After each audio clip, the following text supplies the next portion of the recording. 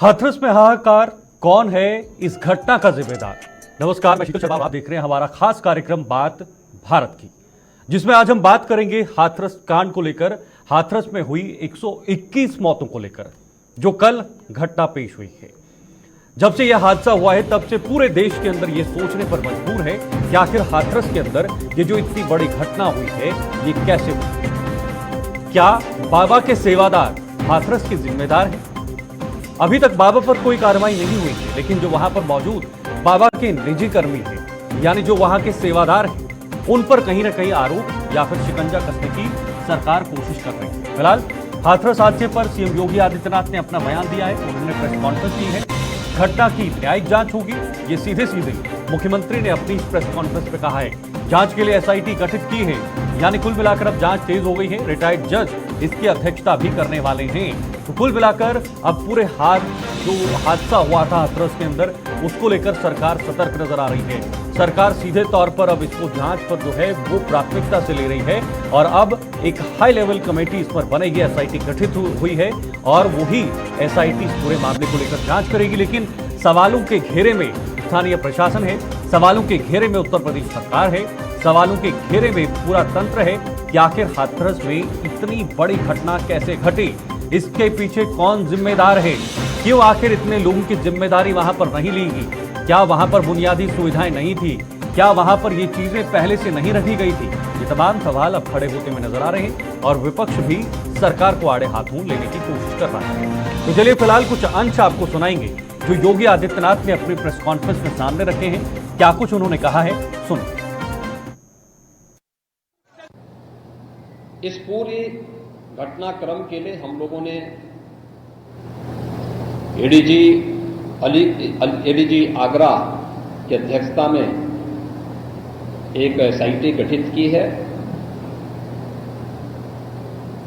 जिसने अपनी प्रारंभिक रिपोर्ट दी है और इस घटना की तह में जाने के लिए उनसे कहा गया है। बहुत सारे ऐसे पहलू हैं जिन पर जांच होनी बहुत आवश्यक है। अब तक प्रथम दृष्टिया जो थी हमारी कार्रवाई ये थी कि राहत और बचाव के कार्य को आगे बढ़ाने के बाद आयोजकों को पूछताछ के लिए बुलाना, घटना के बारे में, हादसे के कारणों के बारे में उनसे भी पूछताछ करना और फिर घटना की लापरवाही और जिम्मेदारों की जवाबदेही भी इसके लिए तय करना, जिसके लिए पहले से ही एफआईआर यहां पे दर्ज हो चुकी है। इसके लिए कार्रवाई आगे बढ़ रही है। हम लोग इस बात को किसी भी प्रकार से डिनाई नहीं कर सकते कि इस प्रकार की घटना केवल एक हादसा नहीं होता है। अगर हादसा भी है तो उसके पीछे कौन जिम्मेदार है, और अगर वह घटना घटित हुई है तो इसके पीछे हादसा नहीं तो साजिश किसकी है, कौन इसके पीछे है। इन सभी पहलुओं को लेकर के राज्य सरकार ने तय किया है कि हम इसका एक जुडिशियल इंक्वायरी भी करवाएंगे और जुडिशियल इंक्वायरी हाईकोर्ट के एक रिटायर्ड जज की अध्यक्षता में होगी, जिसमें प्रशासन और पुलिस के भी रिटायर्ड सीनियर अधिकारियों को रख करके इस पूरी घटना की तह में जाकर के जो भी इसके लिए दोषी होगा उन्हें इसकी सजा देना और इस प्रकार की घटना की पुनरावृत्ति न हो, इनके बारे में एक सुझाव और एक एसओपी उनके माध्यम से बनाई जा सके, जिसे आगे इस प्रकार के किसी भी बड़े आयोजन में लागू किया जा सके।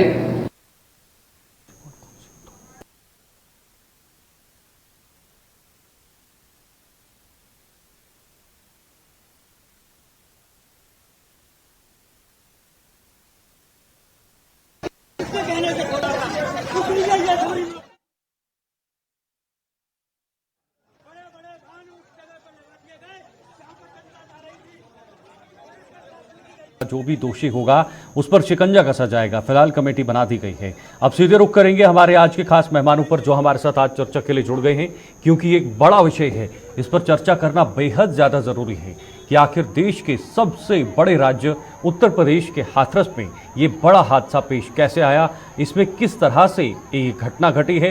हालांकि योगी आदित्यनाथ ने जो अपनी प्रेस कॉन्फ्रेंस दी है उसमें कई सारी अहम बातें भी सामने रखी हैं। तो फिलहाल दो बड़े चेहरे इस वक्त आपके टीवी स्क्रीन पर हैं। प्रदीप भटनागर जी हैं, बीजेपी नेता, वो हमारे साथ ज्वाइन हो चुके हैं, और धर्मेंद्र सिंह जी हैं, कांग्रेस प्रवक्ता हैं, वो भी फिलहाल हमारे साथ ज्वाइन हो चुके हैं।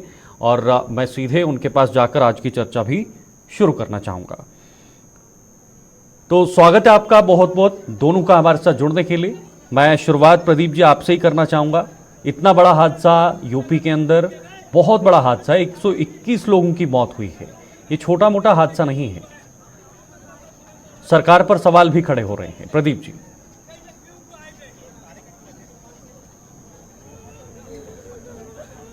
मगर आपदा के अंदर जैसे राष्ट्र स्वयं सेवा संघ का कार्यकर्ता पहुंचता है या एक आम नागरिक पहुंचता है, सबसे पहले संवेदना, संभावना और आगे आके मदद करने वाला काम होता है। ठीक है, जो राजनीति कर रहे हैं उनका काम है, मगर सरकार ने जो परिस्थितियां, जो स्थितियां वहां पे थी, उसको संभालने का, आगे बढ़कर जो काम किया और संभालना भी। अब जो घटना, दुखद घटना हुई है, उसकी जांच के लिए माननीय मुख्यमंत्री जी ने जांच बैठा दी है। बख्शा कोई नहीं जाएगा, चाहे कोई भी हो। मगर जिन चीजों को उछाला जा रहा है, जिन तथ्यों के बारे में लोगों को पता नहीं है और केवल बड़गलाना, ज्यादा बोलना, उसको लेके जो बोले जा रहे हैं, तो उनको भी समझना, सोचना पड़ेगा कि बिना जांच के उचित नहीं है बोलना।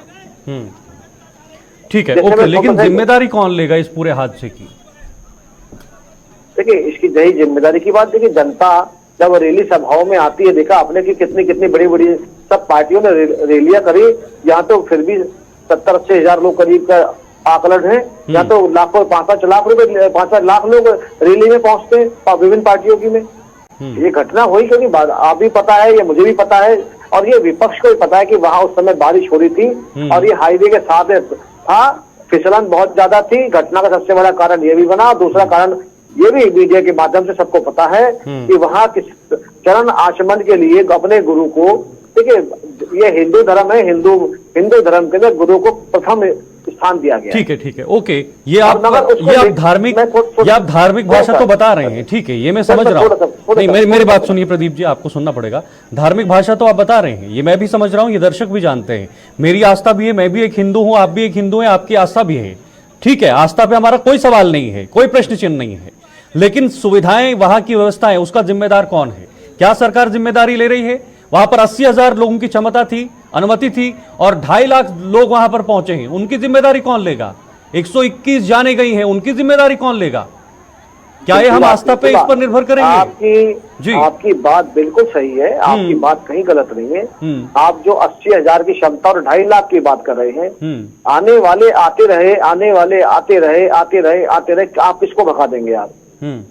इसी प्रकार अगर पॉलिटिकल पार्टियों की रैलियां होती हैं, क्षमता अगर 1 लाख की बता के वहां 4-4 लाख आ जाते, तो आप आने वाले को तो नहीं भगा सकते। तो वहां पर तो आपकी सुविधाएं होती है ना, बैरिकेडिंग लगी होती है, चुनाव चिन्ह लगे होते हैं, वहां पर सिंबल्स लगे होते हैं कि कहां से निकलना है, कहां से जाना है, एंट्री पॉइंट है, एग्जिट पॉइंट है। वही बता देता हूँ, हम भी कार्यक्रम करते हैं सर, हम भी कार्यक्रम करते हैं, तो उस कार्यक्रम में हम भी बड़े बड़े कार्यक्रम करते हैं, लाखों लोग आते हैं, मगर उसमें हर पुलिस प्रशासन चिन्हित करता है कि कितने गेट बनेंगे, कैसे निकला जाएगा और कितने पब्लिक को कैसे बाहर करना है, और उनके पानी की व्यवस्था, ठहरने के 3 कार्यक्रम 3 दिन से चल रहा था। इसका कल समापन था, और समापन जब हुआ उसके बाद ये हादसा हुआ।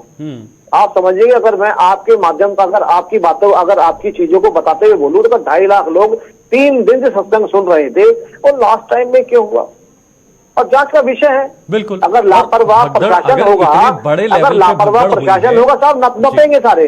अगर प्रशासन लापरवाह होगा तो नपेंगे सारे। मैं आपके चैनल के माध्यम से ये भी बोल देता हूँ। और अगर लापरवाह ये कमेटी होगी, वो भी नपेगी, चाहे कमेटी के कितने भी लोग हों। और अगर इसमें लापरवाह जो गुरुजी आए थे वो होंगे, तो वो भी नपेंगे। 16 किसी को नहीं जाएगा। बाबा तक अभी कोई कार्रवाई नहीं हुई है जो वहां पर मौजूद थे। अभी तो सेवादारों को, जो अज्ञात हैं, उन्हीं पर कार्रवाइयां हुई हैं। देखिए, अगर मैं कहूं कि मीडिया ट्रायल में मीडिया ने भी उनके जो सत्संग के कार्यकर्ता हैं या उनके जो वॉलंटियर थे उनके भी इंटरव्यू चलाए और जनता के भी इंटरव्यू चलाए और उन तथ्यों पे मीडिया भी बोल रही है और विपक्ष भी बोल रहा है। ठीक है। मगर असली जांच तो जब आएगी प्रशासन की तरफ से, वही मेन, आप भी वही बोलेंगे, मैं भी वही बोलूंगा। जांच तो होगी, ये तो लेकिन सर 121 जाने गई हैं, एक साथ 121 जाने गई हैं, 121 जाने चली गई और 121 परिवारों के लिए दुख का बोझ बना हुआ है। इससे पहले केरला के अंदर भी एक धार्मिक स्थल पे भगदड़ मची थी, वहां भी बहुत सारे लोग बेगिनती मारे गए थे। तो क्या हम लापरवाह होते जाएं? ऊपर थी प्रदीप जी, तो क्या हम लापरवाही बरतते जाएं? केरला में हुई थी तो उत्तर प्रदेश में हो गई, देखिए उत्तर प्रदेश में हुई तो कल को गुजरात में होगी। लापरवाही की कोई गुंजाइश नहीं होनी चाहिए। लापरवाही करने वाले को तो छोड़ना भी नहीं चाहिए जी। मैं समर्थन नहीं करता, ना मैं समर्थन करने किसी का बैठा हूं यहाँ पे। ठीक है, ओके। मगर हमें अपने कानून प्रणाली को, व्यवस्था को भी समय देना पड़ेगा। ठीक है, ओके। धर्मेंद्र सिंह जी भी हमारे साथ बने हुए हैं, सपा से हैं, माफ कीजिए पहले मैंने कांग्रेस का बताया था। धर्मेंद्र जी बहुत बहुत स्वागत है जुड़ने के लिए। धर्मेंद्र जी, किस तरह से इस पूरे घटनाक्रम को देखते हैं, इस हादसे को देखते हैं जो हाथरस में अभी घटा है?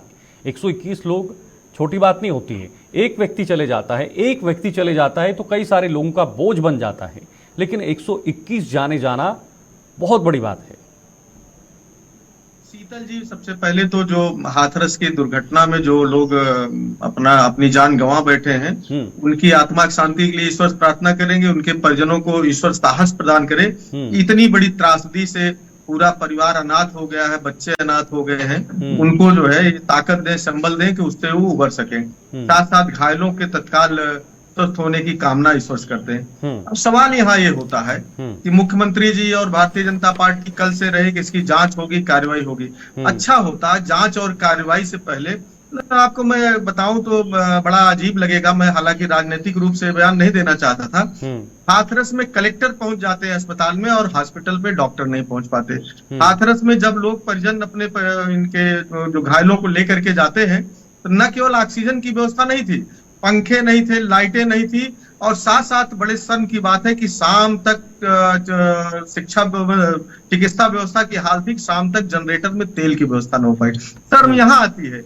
जिम्मेदारी ये तय होनी चाहिए कि स्वास्थ्य विभाग में किसकी जिम्मेदारी थी, डॉक्टरों की उपस्थिति हो, ऑक्सीजन रहे, बिजली रहे, या बिजली नहीं थी जनरेटर में तेल रहे, समय से डॉक्टर्स क्यों नहीं पहुंचे। ये ऊपर से लेकर के नीचे तक ये जवाबदेही अगर आज तय करके आए होते मुख्यमंत्री जी, वहां गए थे तो अच्छा होता। दूसरी बात, इस तरह से धार्मिक आयोजनों में अगर 80,000 की भीड़ का उन्होंने परमिशन मांगी थी, ठीक है, तो परमिशन के पहले जो स्टैंडर्ड ऑपरेटिव SOP जो है, प्रोसीजर है, किसी भी भीड़ का 500 लोग आते हैं उसकी भी परमिशन लेने जाइए तो बाकायदा एक पॉइंटर चेक होता है कि कितनी स्पेस है, कितनी चेयर्स लगेंगी, आने का रास्ता, जाने का रास्ता उतना पर्याप्त चौड़ा है कि नहीं है, भगदड़ की स्थिति में, आग लगने की स्थिति में, पानी पीने की स्थिति में, साथ साथ अगर बरसात या कोई प्राकृतिक घटना, दुर्घटना, प्राकृतिक कोई आपदा आती तो ऐसी स्थिति में इनके सुरक्षा के क्या इंतजाम हैं। तो स्वाभाविक रूप से है कि या तो प्रशासन सो रहा था या तो इन सब के बाद आंख बंद करके घटना हो जाने दिया उसने। सीधा आरोप है कि ये घटना वहां के जिला प्रशासन ने हो जाने दिया, एक बड़ा आरोप लगा रहे हैं, के दबाव में भीड़ हो जाने दी। तो ये सारी चीजें आज बड़ा आरोप लगा रहे हैं। पहले इन लोगों की जवाब नहीं, ये जवाब नहीं, पूरी बात हो जाए शीतल जी। मुख्यमंत्री जी गए थे, अगर ये जवाबदेही 24 घंटे के अंदर उन्होंने तय करके और कार्रवाई कर दिया होता तब तो लगता गंभीर है। आप किस तरह से देखिए, प्रशासन लोग मुख्यमंत्री जी को जा रहे हैं वहां मरीजों से मिलने, तो आज तो बकेट आपने भी रख दिया वहां, फूलों को, फलों का सजा के, डोलची खुली तक नहीं है 24 घंटे से। ये सही है कि अगर समय से चेत जाते, मंत्रियों को भेजने से और मुख्यमंत्री का जानिए, ठीक है, स्वागत है कि आपको जाना चाहिए, इतनी बड़ी दुर्घटना हुई, लेकिन उसके पहले अगर आप ये सुनिश्चित कर लिए होते कि समय से यदि जरूरत हो तो चाहे एयर एम्बुलेंस हो, अच्छे अस्पतालों में इलाज की व्यवस्था हो, दिल्ली भेजने की जरूरत हो, लखनऊ भेजने की जरूरत हो, उनको कल ही आपको एयर एम्बुलेंस से जो बेहतर सुविधा होती तो हो सकता है जो संख्या लगातार बढ़ती गई, तमाम जाने गई, तमाम परिवार अनाथ हुए, कुछ हो सकता है आप बचा लेते। उसके बाद जांच कराते रहते कि उसमें कौन कौन दोषी है, उस पर क्या कार्रवाई करनी है। आप तो लग रहा है जो स्थिति दिख रही है, इतनी बड़ी घटना के बाद भी प्रशासन सिर्फ लीपापोती में लगा है कि इसको किस तरह से छोटे लोगों पर डाल करके और मामले का पटाक्षेप कर दे। इतिहास से भी नहीं सीखते। शीतल जी, इतिहास में पहले आप पीछे भी देखेंगे तो ऐसा नहीं है। कई घटनाएं हुई है, कई मंदिरों में भगदड़ हुई है, जम्मू कश्मीर में हुई, देखिए वहां नैना देवी या वहां हिमाचल में हुई थी, किस तरह से इलाहाबाद में घटना हुई थी, और भी तमाम जगहों पर घटना हुई। अभी देखिए वहां प्रतापगढ़ में एक बार वो कार्यक्रम में संत कृपालु महाराज जी के कार्यक्रम में घटना हुई थी। ठीक है, तो आप ओके। देखेंगे तो घटनाएं ऐसा नहीं पहली बार हुई। लेकिन ये ये सही है कि जब ये घटनाएं हमारी हो भी एक जाती है, जिम्मेदारी है इतिहास से सीख के। जी धर्मेंद्र जी, ये सरकार की जिम्मेदारी के साथ साथ आम लोगों की भी जिम्मेदारी है। उनको जिम्मेदारी उठानी चाहिए कि कहां पर क्या सही है। मैं आऊंगा आपके पास प्रदीप जी, लेकिन उससे पहले मुझे ब्रेक पर जाना पड़ेगा। उसके बाद धर्मेंद्र जी की बात का जवाब भी आपसे लूंगा। मैं फिलहाल ब्रेक पर जाना पड़ेगा क्योंकि हाथरस का मामला इस वक्त लगातार बना हुआ है। वक्त एक छोटे से ब्रेक का है, ब्रेक के बाद भी चर्चा जारी।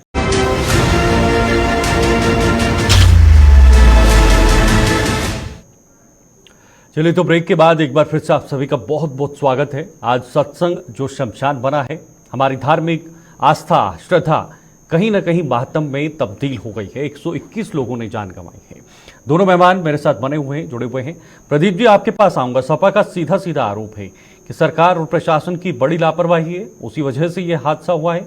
और घटना हो गई, घटना घट गई, ये एक लापरवाही तो है ही है, लेकिन उसके बाद जब जो लोग घायल थे उनके लिए पर्याप्त इंतजाम नहीं थे, पर्याप्त व्यवस्थाएं नहीं थी, सुविधाएं नहीं थी, यह भी आरोप है।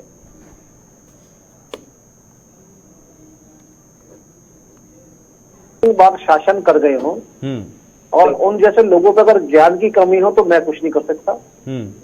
मगर फिर भी मैं थोड़ा सा संज्ञान में डाल देता हूँ। मैंने राजनीति करेंगे लोग, और देखिए राजनीति कर ली इन्होंने। जहां हादसा हुआ वो अलीगढ़ हाथरस हाईवे पे हुआ और वहां से करीब 20 से 25 किलोमीटर जिला अस्पताल है। हर हाथरस का छोटा मोटा अस्पताल नहीं, जिला अस्पताल। कम से कम 100 बेड के आसपास का हॉस्पिटल है। और आप समझते हैं 100 बेड का हॉस्पिटल छोटा नहीं होता है। तो थोड़ा सा संज्ञान में। तो दूसरी चीज, अब यही बता देता हूँ कि जिले जितने भी उत्तर प्रदेश के जिला अस्पताल है, सबके अंदर कोविड के बाद से सब में ऑक्सीजन के प्लांट लगे हुए हैं। तो मैं कह रहा हूँ ना, ज्ञान की कमी है, बेचारे बोल के समय पूरा करके चले जाने हैं। सबके प्लांट लगे हुए हैं। जिस समय ये हादसा हुआ, उस हादसे के बाद 15 मिनट में कम से कम 10 एम्बुलेंस पहुंची थी वहां पे, क्योंकि 10 एम्बुलेंस भी कम पड़ गई थी। जो बसें जो रोड बाहर से निकल रही थी उन्हें रोक के उसके अंदर ले गया, और पुलिस ने अपना पूरा रोल निभाया। इसमें कोई शक की बात नहीं है, कोई इफ एंड बट की बात नहीं। जनता के साथ साथ पुलिस ने, वॉलंटियर ने, सबने काम किया। मगर ये लोग मानने वो दिए। पहले हादसे पे आ जाते हैं। जी प्रदीप जी, घटना पे आ जाते हैं। अब आते हैं डॉक्टर की बात में। डॉक्टर सर, मैं हाथरस में ही हूँ। मैं ठीक है अब ये डॉक्टर की बात कर रहे थे। ठीक है। तो इन्हें पता होता है कि जिला अस्पताल जब 100 बेड का हॉस्पिटल है, उसमें डॉक्टर होते हैं शिफ्ट वाइज। और अगर इमरजेंसी जब डॉक्टर कहीं भी जी, मगर ये 2 घंटे 4 घंटे जरा ज्यादा बढ़ा के बनाने में वो समस्या है।